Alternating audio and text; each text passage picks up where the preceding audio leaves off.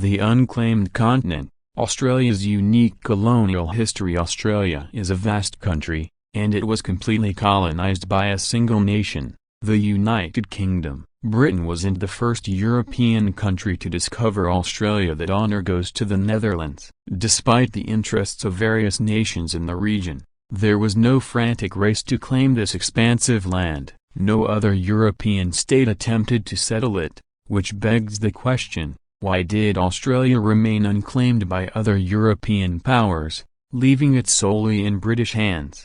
The initial European discovery of Australia occurred in 1606 when Dutch explorers first set foot on its shores. They promptly named it New Holland in homage to their homeland.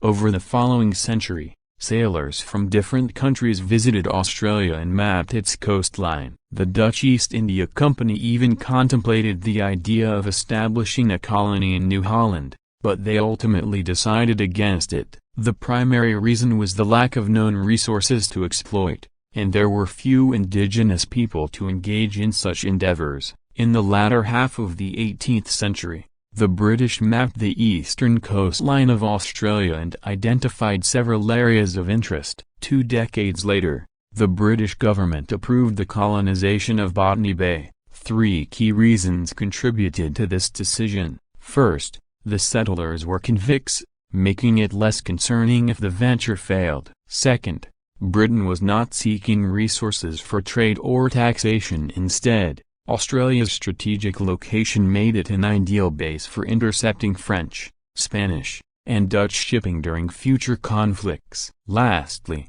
the British believed that colonization would be relatively easy since no major powers were competing for the land, and there were few native inhabitants to resist them. In 1788, the British established the settlement of Sydney in what is now New South Wales. After the British took control of part of Australia, why didn't other European powers attempt to contest their dominion? Initially, the Dutch were content with the situation because the British had granted them rights to half of Australia if they ever decided to claim it. However, significant geopolitical shifts in Europe, particularly the French Revolutionary and Napoleonic Wars, altered the balance of power. France did send some expeditions to explore potential settlement sites, but the British swiftly established small settlements wherever the French had shown interest. Given France's previous conflicts with Britain, the British were unwilling to allow the French to colonize Australia without a war. The Dutch,